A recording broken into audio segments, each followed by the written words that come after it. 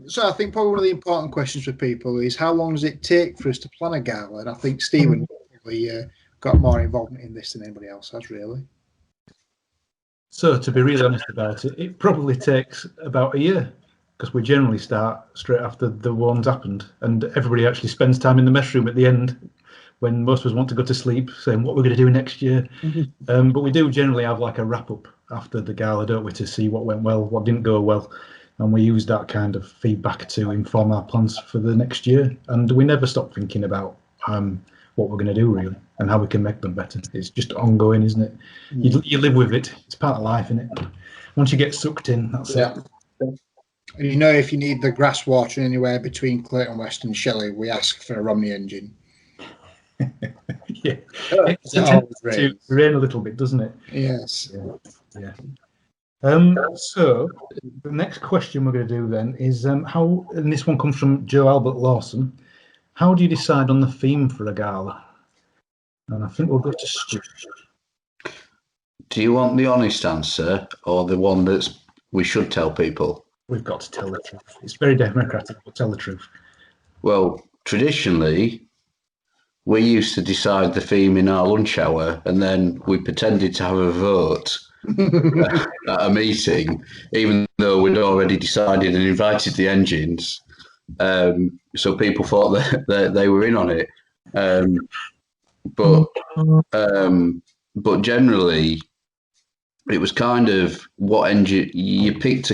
You kind of picked an engine you'd like to see, and tried to work a theme out around that. So, and then it was the catchy title to go in the marketing. Yeah. And some years the themes were a little more tenuous than others. Yeah. I think it's fair to say, isn't it, when we decide on the theme, we probably decide on 3 or 4, because sometimes these things take a bit of time to come to fruition, because you can't always guarantee engines are going to be available and people can send them. So we tend to have a hit list, don't we, that we prioritise as a group and then work down it. And some take a long time to come to fruition. I mean, last year's was probably 6 or 7 years in the making in some ways. Various things got in the way.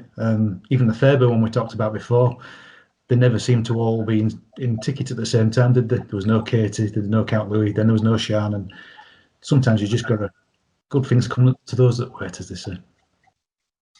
Exactly. So we got another really good question now. This one comes from Aaron Miller. What engine would you most like to see at a gala? And let's go to Paul first this time. Oh, go on then. What engine would I most like to see at a gala? I'm going to blow Stu. I've got to go. The glass engine. I think it would have to be for me either Willenbeck or it's got to be Northern Rock as well. And it's yellow or green guys, whatever we want to call it. Yellow, isn't it? I've not entered that discussion. That was pretty close to something we're trying to do this year, Paul, actually, wasn't it? It was actually, yeah. It was quite close. It would have been good if it had happened this year. But again, we might have a head start for another year, maybe there. Absolutely. Sam's still got his suitcase packed. He was that excited when he heard it had been invited in February time. He packed his suitcase then ready, and it's still there. Going, please take me to go, please. How about you, Chris? I think, like most people at KLR at the moment, I think a lot of people have been looking forward to our own little red engine coming back out since it's been out of traffic for so long. But I think I've always had a bit of a soft spot for Green Goddess, with it being the first Romney engine that I actually had a footplate ride on, let alone drove. So that for me is probably what I would most likely to see. Not taking away anything at all from Northern Chief, because should Northern Chief ever drift up north, it might have nearly done that, this year. But... Well, you see. Yeah, but no, I think probably Green Goddess and our own little red engine as well will be most welcome. Very good. How about you, Sue? I'll be quite honest. I think I would love to see Northern Rock over there because I think it would look right with our carriages. Well, your carriages now. Well, our carriages. I'm never quite sure how to pronounce that these days.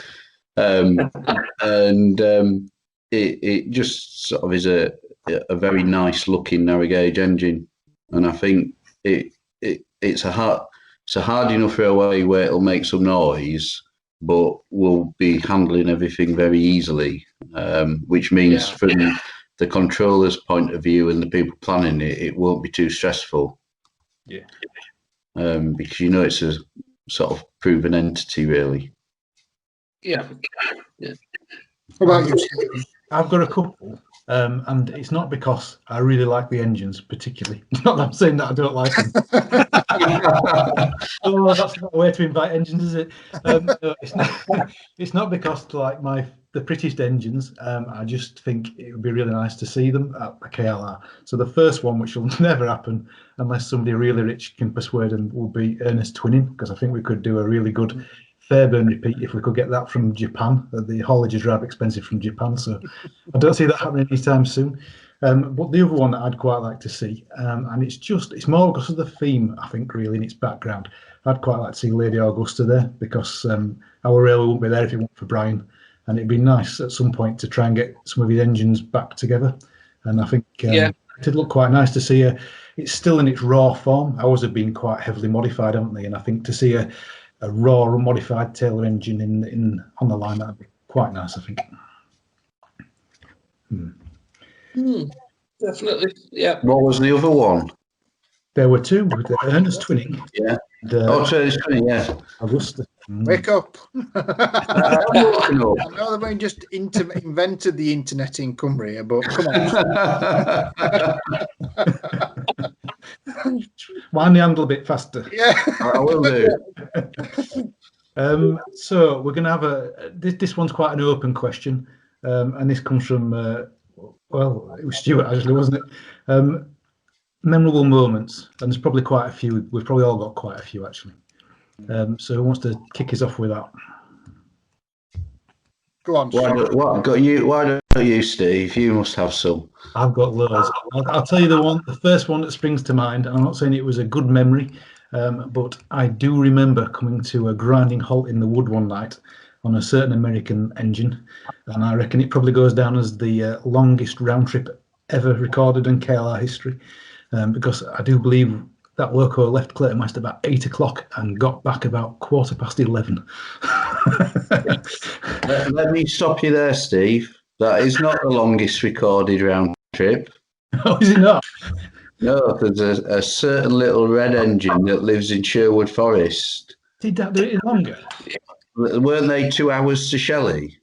They were about an hour and a half, I think. They were definitely down.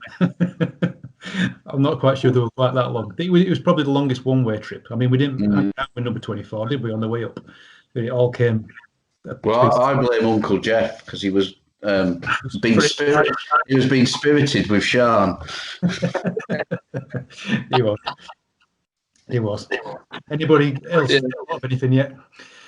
I think probably the one that brought the most smile to my face, having never really experienced the loco on the line before, was Count Louis, with Andy's ability to make it do rather interesting things. But also the fireworks show, which you got as part and parcel of being sat on the tender. But I think that's probably the one time that I've had the biggest smile on my face is definitely having spent a bit of time on the back of that, let alone having had the opportunity to have a go. But also seeing Andy's face as well, because he quite clearly was not enjoying himself. Yeah. I think one that sticks in my mind as a memorable moment is, again, going back to an engine I've mentioned already, was an evening train again, when somebody said to me in the carriage, "How far do you think we'll get?" And I said, "As far as signal number 1," and then all of a sudden there was an almighty bang. No, that's going to have to be edited out. You can't put that in the discussion.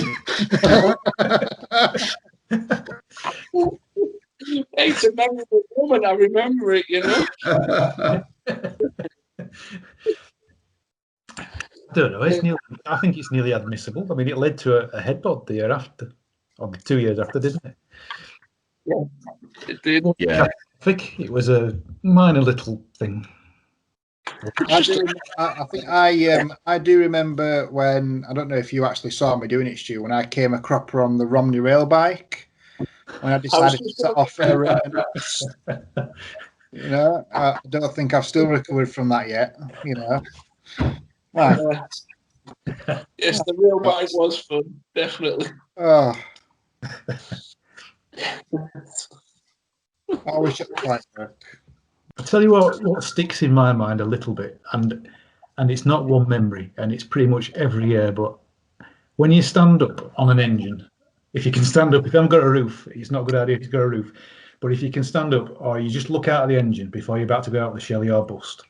And the difference over the years is astounding. I think when we did the very first gala, it was like friends and family that were stood around by end, wasn't it? It was like stragglers that were left, really.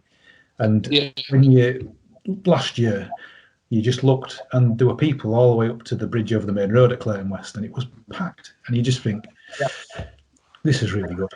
And everybody's happy, and that's the main thing, isn't it? And I think that's kind of sticks out of my mind every year. That crowd seems to have got bigger and bigger and bigger, and that's kind of nice. And it's not just a hardcore group of regulars either, you know, so it demonstrates the appeal that it has to a wider audience as well.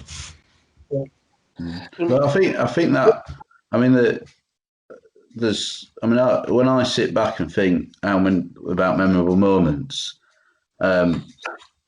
there's some really nice ones, and that sort of when Phil Brown said, "Do you want to take the night?" and it was like, and even Roger Munn, Mr. Gala himself, said, "You've got to take that." But I think all these memorable moments, the key thing is that they all involve people, and all four of us now, and I'm sure lots of the other volunteers involved, and even the staff involved. The thing that the galas have done is we now have a network of they are friends all over the UK, and all the memorable moments involve people, and that is what it's really all about. You can have all the engines and all the carriages, but if you've not got the people there to interact with them, whether it's the people who come as visitors who buy the tickets, or the people who come and put all the effort in, and will like buy camper vans and just live in the car park for 2 weeks to make sure things work. That's all part of it, and that's the bit that really makes it fun and worthwhile, because it is everyone just enjoying themselves, and in a safe way, of course. But I think when you look back, it's that side of it, that sort of camaraderie. And I mean, there are things that we can't really discuss on here, but they're memories that are there, and you'll never sort of forget them. Yeah. No. I think one of the things, Stuart, as well, expanding on what you've said, I think when we set off with this, there was probably a bit of vacuum, wasn't there, in terms of galas on 15-inch, really. There weren't that many going on. And it's kind of brought that community together a bit as well, hasn't it? Because it has brought different railways together, our railway, and it's bigger than just us making friends with those railways. It's become quite a social thing, hasn't it? And someone said that 8 o'clock train we run on a Saturday night for the sort of staff. It was a really nice social thing, and it reminded us of some of the older days. And that kind of feedback's really kind of nice, isn't it? Yeah, definitely.